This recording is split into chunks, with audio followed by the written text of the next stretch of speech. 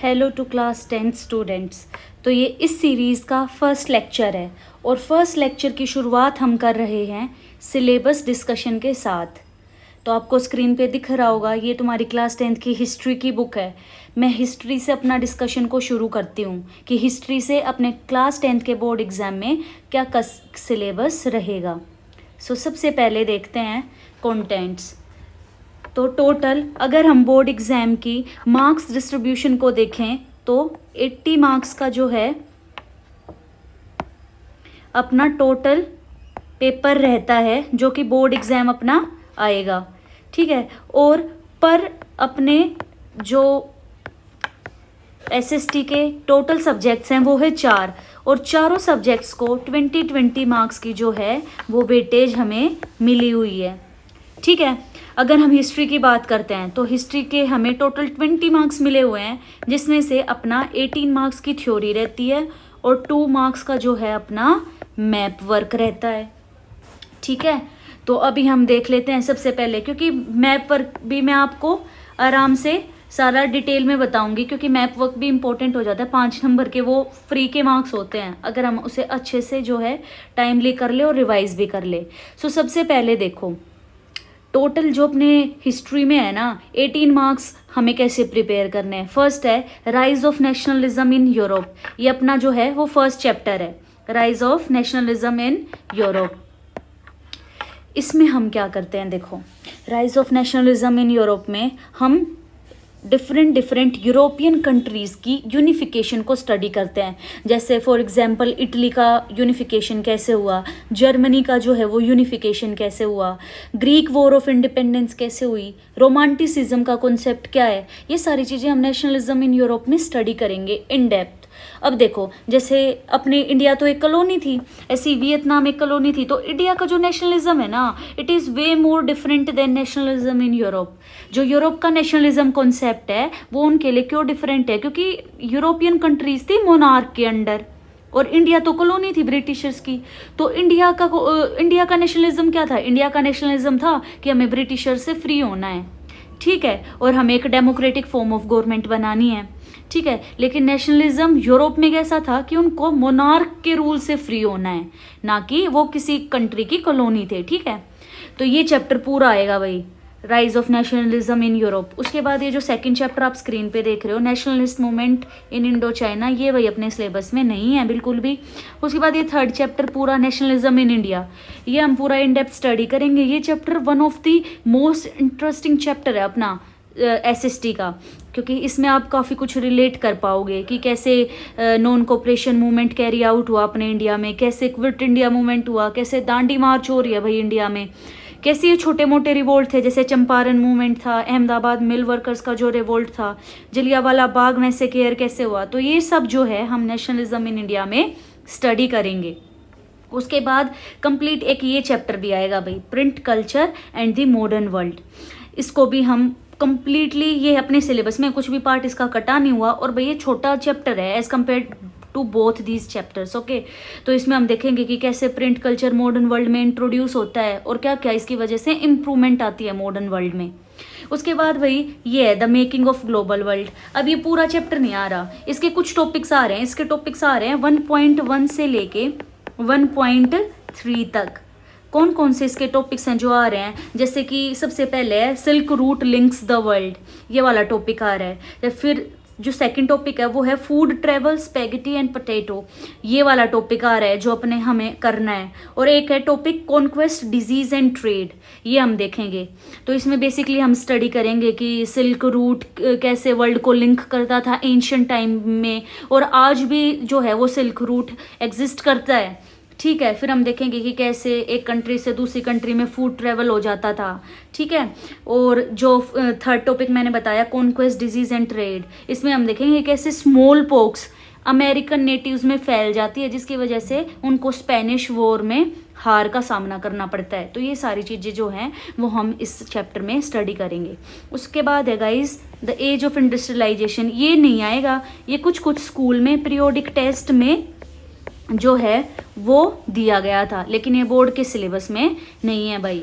तो अगर हम देखें 18 मार्क्स में हमें 3 चैप्टर तो बिल्कुल फुल करने हैं। एक ये नेशनलिज्म इन यूरोप, दूसरा नेशनलिज्म इन इंडिया, तीसरा print culture and modern world, और एक ये 4th चैप्टर है the making of global world. इसका only we have to do the 5 topics, ठीक है। तो ये अपना जो था हिस्ट्री का सिलेबस था भाई। अब देख लेते हैं, जैसे मैंने यहाँ पे आपके लिए नोट भी किया है, ठीक है। अगर आपको स्क्रीनशॉट लेना हो तो देखो, अपना जो हिस्ट्री का है वो कैसे मार्क्स डिस्ट्रीब्यूशन है 18+2, और ये सारे चैप्टर्स का, और ये बता रखा है कि the making of global world के कौन कौन से जो टॉपिक्स हैं वो अपने बोर्ड एग्जाम में आ रहे हैं, ठीक है। हिस्ट्री के बाद हम मूव ऑन करते हैं भाई किस पे, ज्योग्राफी पे। अब ज्योग्राफी का भी जो है सिलेबस देख लेते हैं भाई। तो ज्योग्राफी के कंटेंट से आपको दिख रहा होगा, ज्योग्राफी में टोटल आपको यहाँ पे 7 चैप्टर्स दिख रहे हैं, लेकिन 7 चैप्टर में जो 7th चैप्टर है ना, इसमें बस एक ही नंबर का आता है, वो भी मैप वर्क। थ्योरी हमें इसमें से कुछ भी नहीं करनी, इसमें बस 1 नंबर का एक मैप आता है, वो मैं आपको बता दूंगी जब हम इन चैप्टर्स को इन डेप्थ स्टडी करेंगे ना, तब मैं आपको मैप वर्क करवा रही होंगी, तब मैं आपको इसमें से बता दूंगी कि 1 नंबर का क्या आएगा। बाकी के जितने भी 6 के 6 चैप्टर्स हैं सारे जो हैं वो अपने सिलेबस में इंक्लूडेड हैं भाई। अगर मार्क्स की देखें तो टोटल 20 मार्क्स का आएगा ज्योग्राफी से, जिसमें से भाई 17 मार्क्स की थ्योरी है और 3 मार्क्स का जो है वो है मैप वर्क। मैप वर्क जैसे रिसोर्सेज एंड डेवलपमेंट चैप्टर करेंगे ना हम, इसमें से मैप वर्क आ सकता है। इसमें हम बहुत सारे डिफरेंट टाइप ऑफ सोयल्स को स्टडी करेंगे, जैसे एलुवियल सोयल जो कि नदर्न प्लेन्स में मिलती है, ठीक है, ब्लैक सोयल जो कि डेक्कन प्लेटू में मिलती है। तो ना ऐसे कभी कभी मैप में यूं आइडेंटिफाई करना आ जाता है कि एलुवियल सोयल किस रीजन में मिलती है, वो प्लॉट करो, 1 मार्क का मैप आ गया। ऐसे ऐसे पूछे जाते हैं मार्क्स मैप के। अब जैसे है वाटर रिसोर्सेज से क्या पूछ लेगा मैप में, डैम्स की लोकेशन पूछ लेगा कि हीराकुंड डैम बताओ भाई, ठीक है, सरदार सरोवर डैम बताओ, ठीक है। उसके बाद है और क्या आ सकता है, जैसे एग्रीकल्चर एक हम चैप्टर स्टडी करेंगे, एग्रीकल्चर में यूँ पूछ लेगा मैप वर्क में कि मेजर एरियाज बताओ जहाँ पे वीट और राइस की प्रोडक्शन होती है, ठीक है। ये कुछ मैप वर्क आ जाते हैं। फिर एक 6th चैप्टर है मैन्युफैक्चरिंग इंडस्ट्री, इसमें एक टॉपिक आता है मेजर पोर्ट्स का। तो मैप में ये आ जाता है कि मेजर पोर्ट्स कहाँ कहाँ पे हैं, जैसे कि यूँ लोकेट करना आ जाएगा हल्दिया पोर्ट को लोकेट करो, यूँ आ जाएगा कांडला पोर्ट को लोकेट करो, ठीक है। ऐसे आ जाएगा मरमगांव पोर्ट कहाँ पे है, ठीक है। ये सारी चीज़ें मैप वर्क में हैं जो लोकेट करनी आती हैं। तो आई होप आपको ज्योग्राफी का भी सिलेबस जो है वो समझ में आ गया होगा। अब हम देखते हैं कि सिविक्स का भी सिलेबस जो है वो हम देख लेते हैं भाई।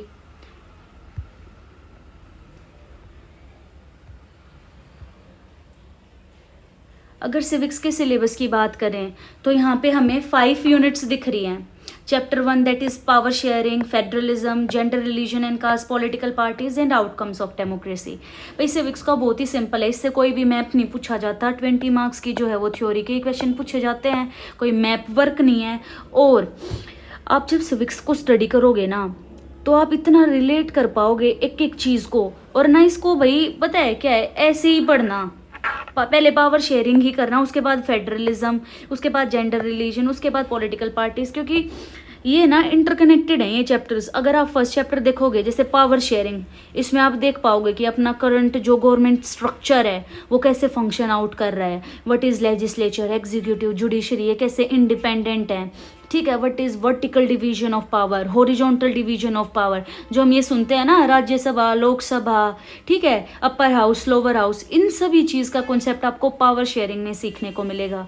फेडरलिज्म क्या होता है, इंडिया फेडरलिज्म कैसे प्रैक्टिस करता है, ठीक है। पॉलिटिकल पार्टीज का कॉन्सेप्ट क्या है, what do you understand by political parties, कैसे फॉर्म होती हैं, क्या क्या क्राइटेरिया हैं कि एक जो नॉर्मल पार्टी है वो स्टेट पॉलिटिकल पार्टी बन सकती है या नेशनल पॉलिटिकल पार्टी, ठीक है। पॉलिटिकल पार्टी का सिंबल कैसे डिटरमाइन होता है, और इलेक्शन कमीशन का भी पढ़ेंगे।